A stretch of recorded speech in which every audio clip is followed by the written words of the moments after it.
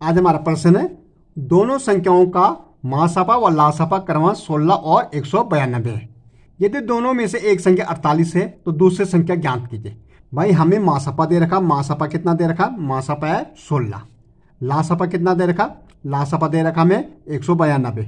और क्या एक संख्या ले लेता हम इसको प्रथम संख्या। प्रथम संख्या अगर हमारी कितनी दे रखी, प्रथम संख्या हमारी कितनी दे रखी 48, तो हमें द्वितीय संख्या फाइंड आउट करनी। हमें क्या देखनी, द्वितीय संख्या। तो हमें क्या देखनी, द्वितीय संख्या हमें क्या फाइंड आउट करनी है। तो हमारा क्या होता, देखो इसका फॉर्मूला है प्रथम संख्या गुणा गया द्वितीय संख्या, द्वितीय संख्या बराबर लासपा गुणा गया मासपा। ओके, तो प्रथम संख्या हमने ले ली कितनी है, 48 है हमारी। ओके, अब द्वितीय संख्या हमें निकालनी है, तो द्वितीय हमें निकालनी है और ला कितना है 16 है और गुणा गया 192।